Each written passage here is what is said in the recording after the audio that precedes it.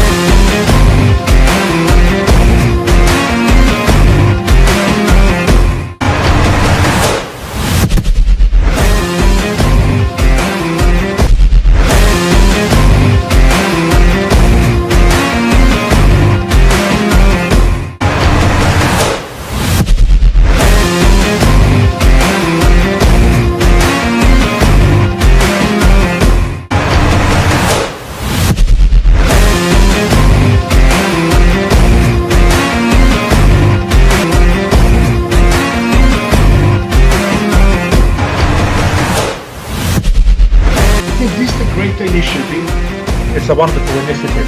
The Global South Network opened new horizons for judicial cooperations.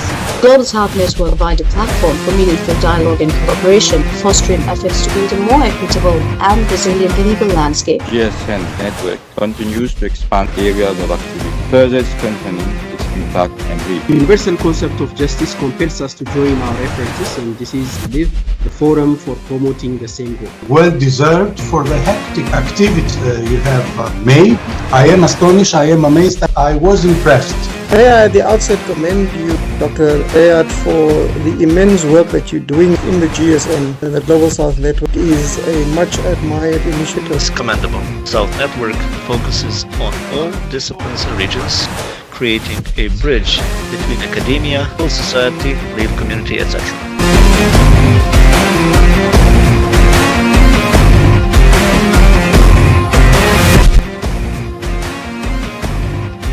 So good afternoon, everyone. It is my pleasure to welcome you to the 35th seminar in phase 4 of our international interdisciplinary PhD in progress weekly seminar series organized by the Global South Network. Before we begin, I would like to extend my sincere thanks to Dr. Nouman Riayat, lecturer in law at Leicester Law School. He is the founder and chief convener of the Global South Network.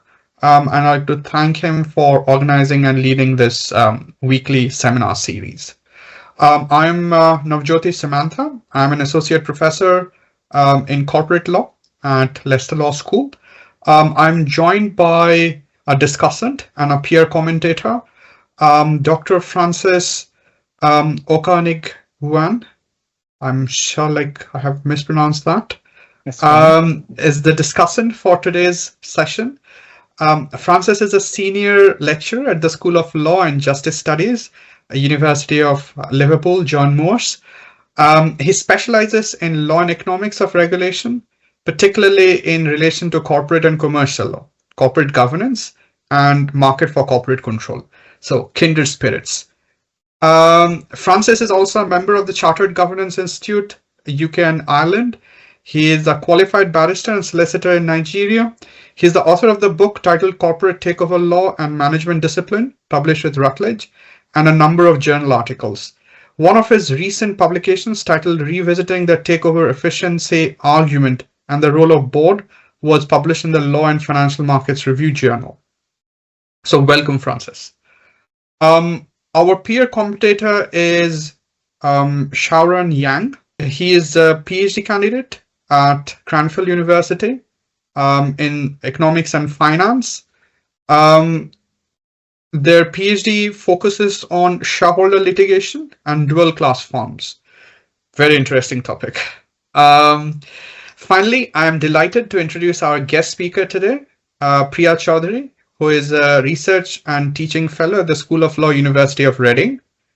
She's also pursuing her PhD on inefficiencies in partial bid mechanism, a Tri-National Comparative Analysis of the US, the UK, and India. She holds an LLM in Corporate and Securities Law from National Law University, Jodhpur, and BA LLB from Vidyasagar University, West Bengal. So Priya served as an assistant professor across multiple universities in India. Her research interest spans capital market regulation, mergers and acquisition, competition law, corporate governance, and international investment law. So, Priya, you have 30 to 35 minutes for your presentation, followed by 5 to 10 minutes of comments and questions from our discussants. And if time permits, then we'll open the floor for around 10 minutes of question and answers. Priya, over to you. You may share your presentation and take it on. Yeah, thank you so much for the introduction, and good evening to all of you. Yeah, so I'll be sharing my slide here. My name is Priya already. I'll be speaking about a part of my research topic, which is the partial bid, inefficiency of partial bid, and I'm doing a comparative analysis between US and UK and India. So basically this is my research question, which is to what extent partial bid is able to or successful or failure in promoting efficiency and equity in Indian capital market, in keeping in mind all the contemporary theories, and how does the mandatory bid rule structure compared with UK and US structure in promoting efficiency and discipline control market. So this is my focus of my research, but the broader theme of my research is to explore the inefficiencies in corporate control transfer and how it shapes financial outcome in varying regulatory environments. By comparing with US and UK, obviously because it's and between India, because two different types of market and different structured of market, focusing on their economic structure, their institutional structure, and their regulatory design and the pattern. Through my research, I will highlight the limitation of that one size fits all regulatory approach. Also, I'll be highlighting the factor and contributes to the discourse on regulatory harmonization versus bespoke or framework, and also advocating for the policies that each market is different. Therefore, the one regulation cannot fit into each market.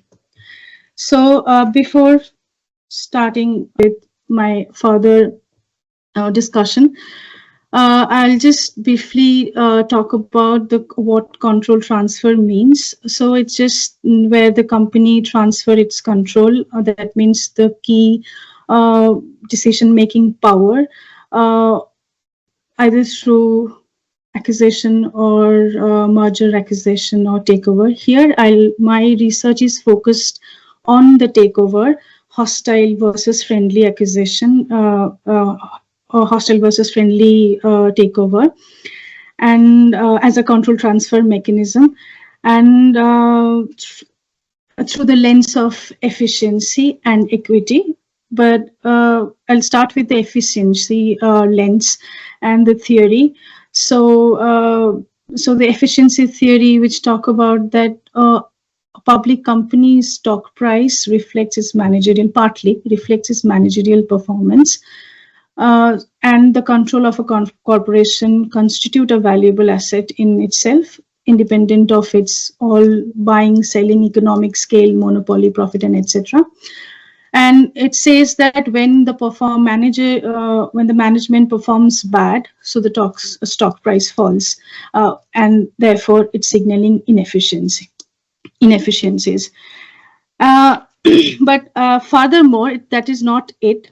Furthermore, as Henry Mind also mentioned in the theory, there are possibility that it creates an opportunity for the outsider, and we call it the riders, to acquire control, to improve operations, and then capture value, and then capital gain, and then exit. Then he also mentioned that it didn't necessarily that they have to stay in the company forever. They could just be in for a while, correct the inefficiencies, realize and exit. Importantly, such actors also beneficial in a way that they possess some sort of information, and we call the information riders, and they help to move the security prices towards their fundamental values, thereby enhancing the market efficiency without regulatory intervention. Now, even in cases where no managerial inefficiencies exist, Mind still acknowledges that a bidder with information advantage, such as knowledge about the patent or any future collaboration or any future project, can also seek the stock underpriced and pursue the hostile takeover, even if their goal isn't to improve the managerial inefficiencies, still serve beneficial market functions, and they improve and provide the liquidity in the market, and after that, and they offer premium to the existing shareholder, which kind of sort of hints or set the intrinsic value of the company. Now, another contrasting to this view, another thing which has also comes under this theory, which is the quality shareholder, the role of a quality shareholders like the Warren Buffett. So they don't come under this, the whatever I just mentioned, as short-term investors, but they researched well in a company, they invest, they stay for a while, then they contribute in the performance, stay there for long term. Their contribution is also important for an efficient market. Now, this theory is only from the lens of the internal efficiency, so therefore it's incomplete.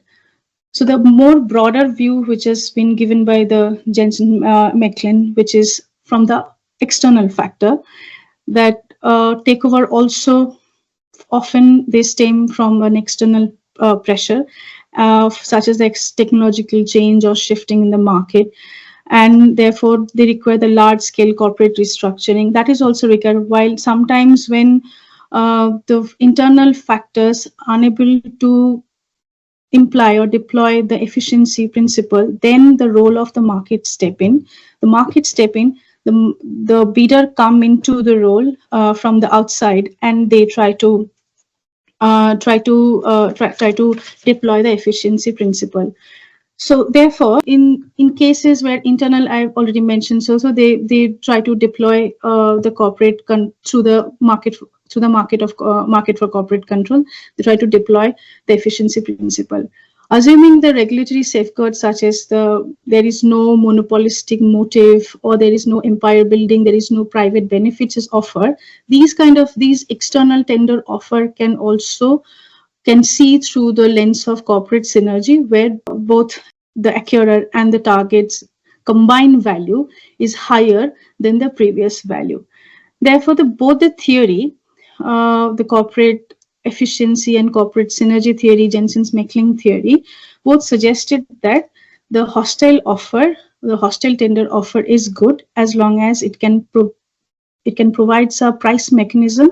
It is good, and it can provide more information, deploy more assets, redeploy assets, create synergy, and etc. But this theory is not out of limitations. There are few limitations to this theory, and keeping in mind, and that limitation is, which is more of a naturally, I mean, it's the nature of the market, which didn't caused by anything, which is kind of sort of a market, because market is not complete, market is incomplete. So the first is the contrasting ownership structure. As we know, the two different sorts of ownership structure. One is pyramidal structure and one is circular structure. The two structure reflects differently the ownership pattern. So in a pyramid corporate structure, the control is much more, the control stability is much more, rather than the circling structure. But on the contrary, in circling structure, if a outsider come in and break the chain, it is again it creates a inefficiency in the structure. So so the point is, one, we have this pyramid structure where the control is very much centralized. There also the hostile takeover, it can't play its role, what as per the theory says, to some extent with the defensive mechanism, which didn't mention in the theory, but still with the defensive mechanism, it could serve little bit in a circular structure, could barge in and break the chain and try to deploy the efficiency. Still could, still it can serve its purpose. Second is the financial institution and agency cost. So the developing market or developing countries like India, they doesn't have a sophisticated capital market. It didn't develop yet. They have lack of liquidity in the market, really reliance on government controlled banks. Their bank plays an important role. And so because of that, the market is 50-50 reliance on equity and debt, unlike the US or UK, where it mostly relies on the equity structure. And also the involvements of banking and institutional financial institution, which is much more heavily controlled or heavily involved in Indian market or developing market rather than developed market. Therefore, the Henry Mines efficiency theory would not work, because already there are not just one controlling shareholder, but many controlling agency is involved in a particular structure. So that is one of another drawback. Third is the information asymmetry, which is also with the financial institution and agency cost, because of this involvement of banking institutions and government involvements and etc. There is higher negative agency cost, because there are internal structures which is heavily controlled, and then there's outsider play. They're also trying to pose the control. So it's just making one point very concentrated, rather than control has been dispersed amongst everyone. So now the information asymmetry. So now another thing which is the information asymmetry. For example, we would assume that an efficient price or a equilibrium pricing would be when a sophisticated investor have some sort of or optimistic in a market has an information advantage equally to the other who doesn't have who are not sophisticated. So the meaning thereby, there is no when the information is being distributed, we'll assume that when the information will be distributed equally amongst both sophisticated investors and which are unsophisticated investors, and the average information, what the average between these two information will be the equilibrium or will be the efficient information that would help to reach out the efficient pricing. But the sophisticated investors now, current times, like private equity firm, hedge funds, they have greater information advantage rather than the bears. They have the better advantages. So the market would always reflect or be biased by the information advantage they were having, and rather than those who doesn't have it. So that is another natural barriers. And the last one, which is the liquidity and control and the role of large shareholder. So as I mentioned about the Warren Buffett, that the big shareholders, what they do, if they more participate in the market, so market would have more liquidity. So if they're buying and selling in bulk, so that some sort of that selling of shares, the pricing would be, the cost would be lesser. But the problem is whether they stay in the company for a long time or not. Market would always try, they would always go with the market, and they will always take the informations, and either they would leave before that and sell the shares like through the short selling maybe, or maybe they would just stay for a long time and then exit. Still they will wait for IPO or something like that. But in any case, there is one problem, is the free rider. These large shareholders, they pay for the price. They set kind of a price in the market. They often buying and selling in the market. So they are paying some sort of price, and there are shareholders who take advantage of this particular cost, which kind of affect the, which kind of, they would, when they would see that it is not profitable for them, so they would not stay in a company for a longer time. They will probably go through the route of short selling, or maybe they would just have some sort of insider trading. So will indulge in some sort of insider trading and just go with their own profit. So that is another problem or another limitations which this theory, which pretty much prevalent in this but current markets across UK, US, and India, which this theory sometimes find problems in employing this efficiency principle. So therefore, still there are a few attempts by the jurisdictions has been made to keep in mind all sorts of dynamics of the market. If I start with the US, because of few years back, because of too much use of anti-takeover statutes and poison pills and everything, so they kind of killed the hostile market in US. But recently they're trying to redeploy hostile market all over again, but not with where the court try to control or regulate the coercion. In case of, particularly in case of all cash, all share or squeeze out merger or back end or front loaded offers. So these kind of cases, they try to neutralize the coercion, and going more towards the approach of shareholder centric approach. They're giving more power to board, to shareholder to decide the bid's outcome, rather than what you earlier used to, that board has a lot of power. They're much more, there is a judicial willingness to scrutinize the board action, and reinforcing the importance of private ordering and charter-based limitations to give some sort of flexibility. But however, that is not fulfilling, or that is not 100% kind of 100% that is can't cater all sorts of dynamics, current dynamics of market. For example, private order, if it is and charter based, or because it's a contract, ultimately it's a contract based. So, and the M&A regulations, because of the private equity funds and everything, the M&A contract, the term of the contract is much more complex, and that is ended up having multiple lawsuits.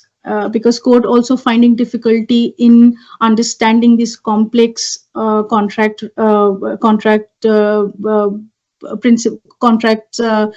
principles. So that's one of the drawback. What US is also trying to redeploy the friendly acquisition strategy, but they are failing here because private ordering also has some sort of limitations, because somehow the balance of public regulation is also needed.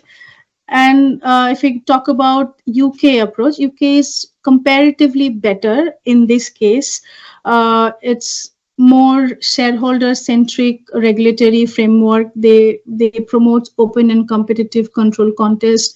Boards have sort of lesser, they don't have that much power to block a hostile offer. They still can invite white knights, but then they don't have that much of power, which in US case has. And then after this 2011 reform, it is getting better, much more robust, or much more comparative to US. And but that is also there is also a kind of sort of limitations in the UK structure, because there is the disclosing requirement and the information, the amount of information which has to disclosed to these white knights, creating a huge information asymmetry and insider trading. That is one of the biggest concern, though, but still it is better because information asymmetry problem or the insider trading problem can be catered through better or stricter regulation. That's why it is still better than US, but still this problem is also there of insider trading, higher insider trading. Now, at last, in India, it is more of a hybrid structure we follow, but it is more of a seller-driven. In both countries, in US and UK, we have seen that it is more of a buyer and seller. So it's both important and both has some sort of, if not equally, but yeah, to some extent proportionate power to, power and proportionate balance of power. But in India, it is mostly seller driven, and the seller means the controlling shareholder, either that is promoter or institutional investors and etc. So it's mostly seller driven, and it's mainly adopted or transplanted with the aim of protect the minority shareholders. So the system, it partly follows the board passivity rule, obviously because of the structure. Board doesn't have that much of power like US, so obviously it has to follow the UK pattern where board doesn't have much power, with the non-frustration rule, which is in UK, and with the business judgment rule. But the business judgment rule doesn't mean the business judgment, doesn't mean that it's kind of a combining judgment or combining consents, but it mostly the promoter's judgment rule, where they only have larger say, and leading to the outcome of disproportionate and benefit of incumbents.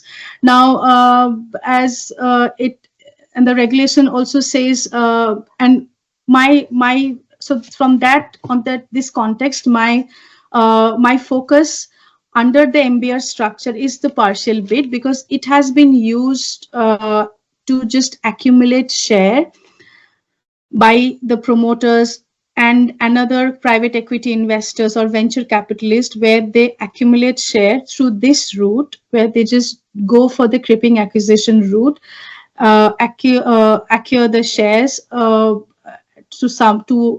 an extent, consolidate control. They would have better say in the company, but doesn't have to trigger the full bids, which has more disclosing requirement, it has more, they have to pay more, they have to give premium to all the shareholders. So this is very convenient for them, where they can accumulate the share, still hold the control, still can kind of pretty much move the company according to their own will, and therefore it is creating some inefficient outcome. Now, in this context, but the research is trying to analyze these issues, that which particular regulatory model best accommodates the theory of Henry Mind's theory or efficiency theory and synergy theory regarding the corporate control and role of hostile bids, while ensuring the efficient price discovery mechanism despite its limitation. Because my research is focusing on how we can have efficient pricing. And the secondary is the equity. If the price is efficient, I think then it would be automatically the equitable principle would it will follow. So I'm focusing on that, and then how effective the partial bid structure in promoting the market efficiency, whether it performs well, poorly, or adequate, and identifying which regulatory model is most suitable, whether we want coercive or non-coercive hostile bid, or we just want partial bid with little bit of improvisation, that's fine. But so that is we need to see, or we need a completely new sets of regulatory framework, because there are all those market incomplete market already there are market is not complete. There are a lot of market inefficiencies already there. So we need we need an alternative framework which can not just cater all those factors, but for example, the overall political economy, the crony capitalism in India, for example, where where the government has now have better involvement, the more involvement in a corporate decision making. So do we need to consider everything, and then we need all new sets of framework or not? So that is the aim of my research. And so I'll be adopting doctrinal methodology because obviously I want to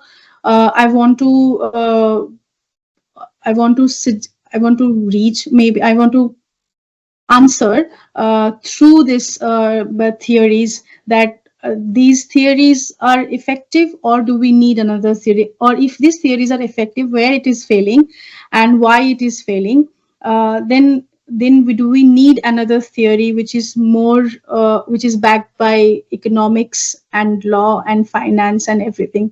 So that's why I'm adopting the doctrinal methodology to examine the extent of the partial bid mechanisms in efficiency and equity in Indian capital market. So I'll be so I'm examining the regulations, SEBI regulations, Companies Act, and delivery general regulations, obviously to understand that, because I'm highlighting that part as well. I'm criticizing where it is, even the US structure is failing, as well as city takeover code and judicial decisions and case laws. Secondary data to because I'm questioning the transplantation, which I didn't mention it here, but I'm questioning the transplantation also, that whether if these things were existent, then why we have adopted partial bid, or why we have adopted mandatory bid rule from UK, because obviously these two structures are different. We have more of a concentrated structure. So that's why I'll be examining all the data, all the committee report when the partial bid actually been adopted to India, and questioning and the transplantation choice. So that is one of the secondary data which I'm examining. And now the recent European takeover reform, which is 2012 and 13, where we've seen that they've been in Europe, they've been criticizing this mandatory bid rule, that private order or flexible rule versus mandatory rule, how these things are important, and already there are research has been done. So it would be very beneficial for my research if I could take the help of that, and as a to say that if a structure internally, externally is that concentrated, then we need to relax a little bit the regulatory involvement, or the regulatory involvement, SEBI involvement, and SEBI's, and also in India, also under the takeover regulation, SEBI has much more say in almost all the bids. So the regulations give more power to SEBI. So when the structure and the market is already that concentrated, do we need that another concentration of the regulation? Do we need that strong regulatory structure? So I'm taking help of this. I'll be interviewing SEBI experts to understand if our partial bid is important, efficient or not. And these are like preliminary findings, which is like hostile takeover. What I have found that where hostile takeovers has actually good effect, and where the partial bid is good or bad. So this is pretty much that hostile takeovers is market driven and more corrective, because the market decide the price. It gives a more bargaining power. So if more bargaining power is there, then there is a possibility of coming efficient, a possibility of having a efficient pricing and everything. It's more transparent than a friendly setup where manipulation or lesser bargaining power or more powerful terms can be heard than the lesser powerful person. So that is one, and the benefits of a broader shareholder base, obviously, and it can increase fairness and transparency. Thank you so much. Thank you, Priya, for your excellent presentation.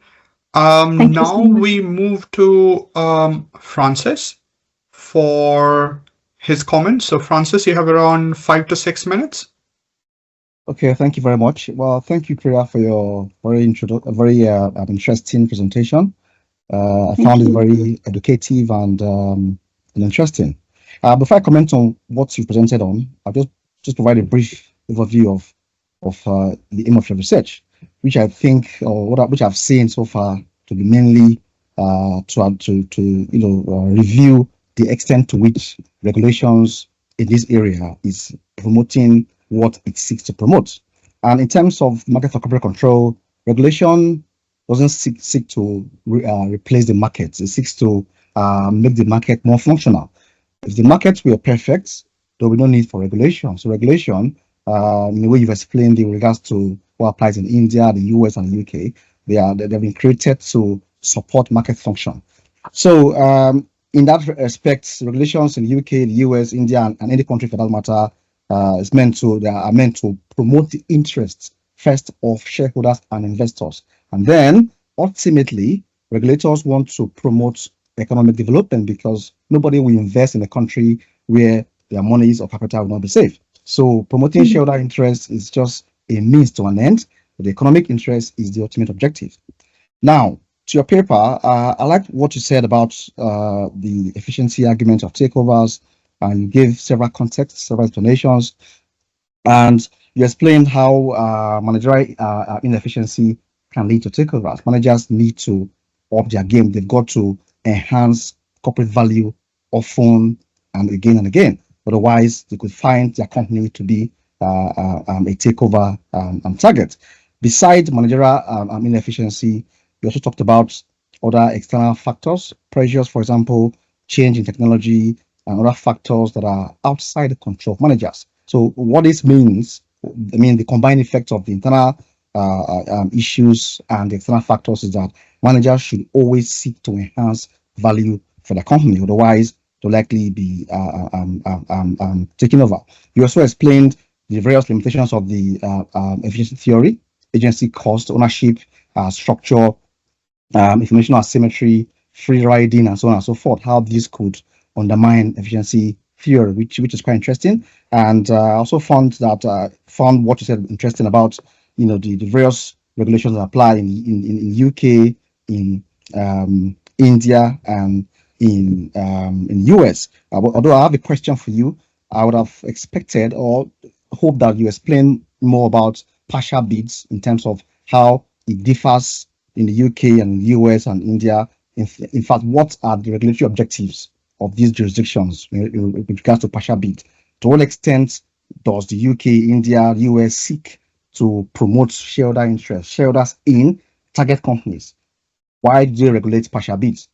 Okay, now just to comment briefly on other matters. Now, this is not a critique of your paper, Priya. This is just ways that I think the paper can be improved. So some person may think that this is a critique, but it's not a critique. Now, one thing you can do is to, with regards to this kind of presentation, is to start by, clearly explaining the difference between partial offers and full tender offers. Okay, because people want to know how partial offers differ from tender offers. And then you can also improve your paper or your thesis, as it were, by showing the implications of the limitations of the regulations on the economy. Okay, so use shareholder economic just to justify that this research, this thesis is relevant now and to remain relevant. Okay, and you mentioned doctrinal research method as your main research method, which is correct, because I think if you're going to analyze the laws that apply in these countries and relevant papers and published, you will definitely be engaging in doctrinal research. but I also see elements of comparative research in your paper. Okay, so you could have perhaps commented more on firstly, why are you comparing India, the US, and the UK? Why not Russia? Why not France? Why not somewhere else? Okay, so that is based on your own prerogative, you can decide that, well, I'm comparing these countries for the following reason. Just give perhaps one line or two lines to say this is why I'm comparing these countries. And then but from what I can see, based on your presentation and your paper, I think there's elements of the functional approach to comparative law, because you tend to address challenges that are similar in different countries.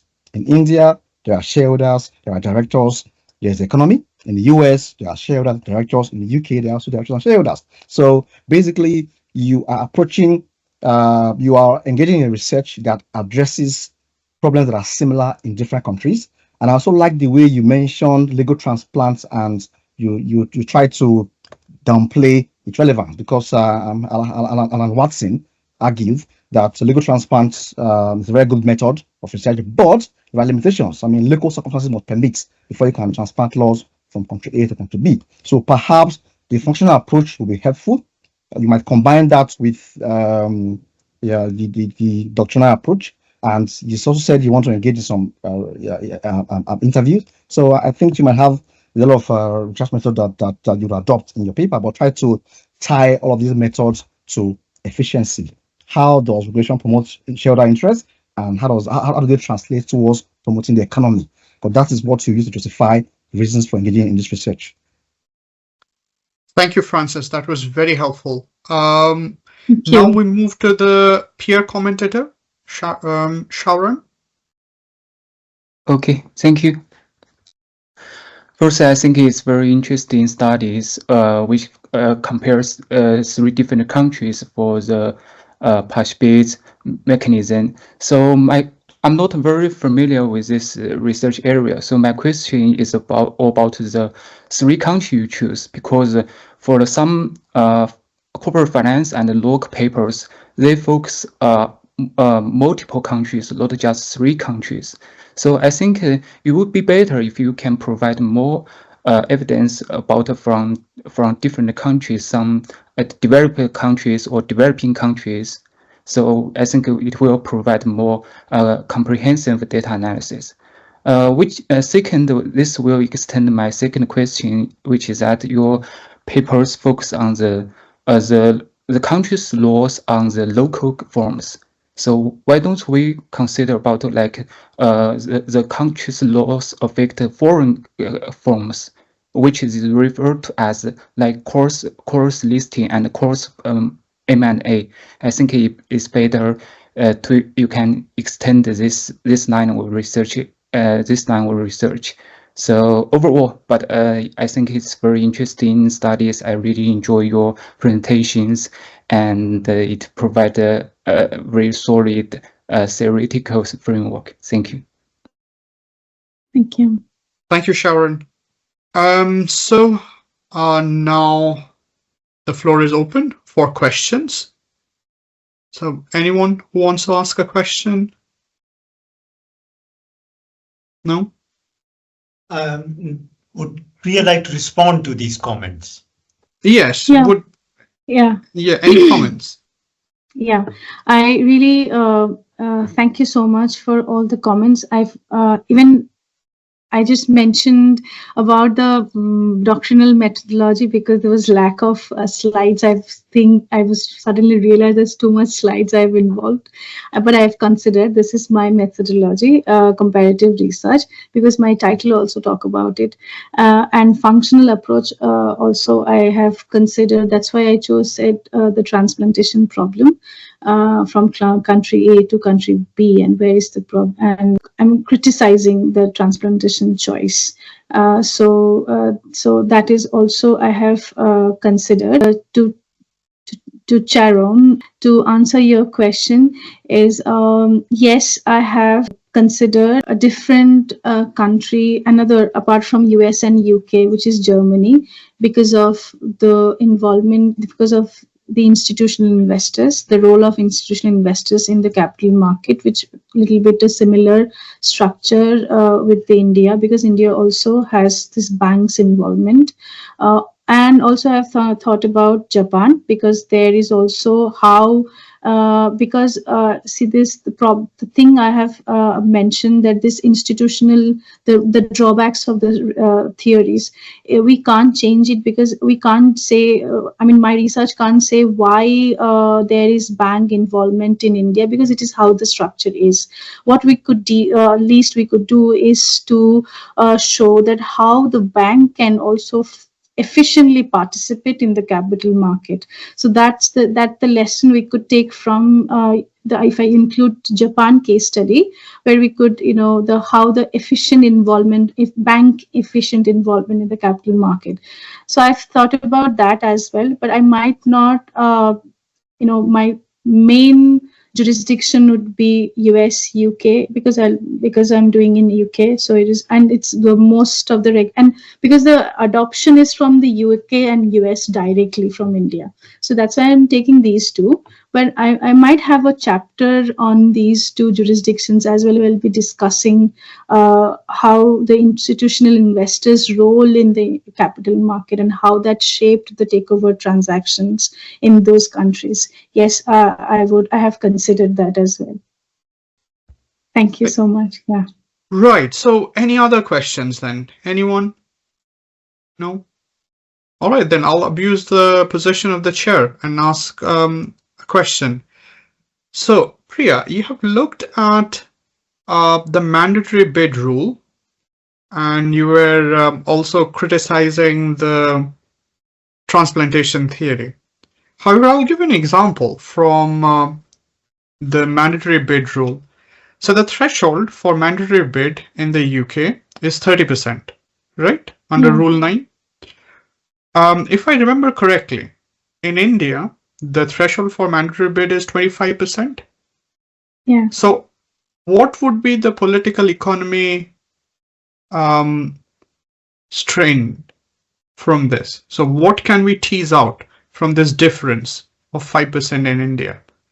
So in the UK, it's 30%. In India, if I'm right, it's 25%.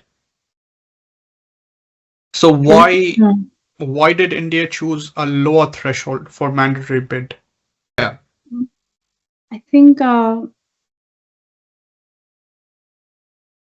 to encourage more market for corporate control. I mean, just to have more competitive market. If you increase the threshold, only few of the acquirer, those who have really rich or have lot of money flow, only they could participate. But because in 1% also it's a lot. So 5% it's a lot. So if 25% means that SEBI is very the adopted. I mean, the time when the adoption, very smartly they decrease it, because they make it more competitive, that acquirer can participate.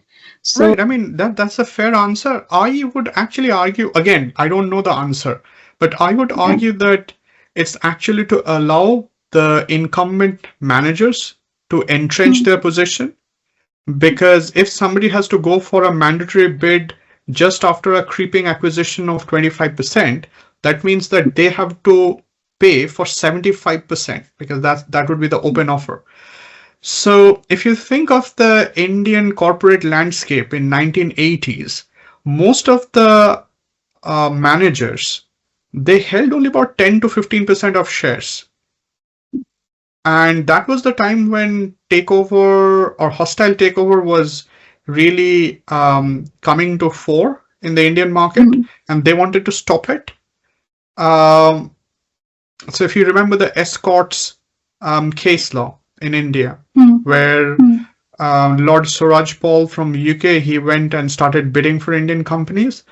So I think that is actually a fascinating political economy angle. Just by looking at the mandatory bid, 25%, 30%. Why wasn't it 30% in India? Again, it wasn't really a question as such, but it was more about trying to understand the underlying political economic themes? Because you had hinted at it.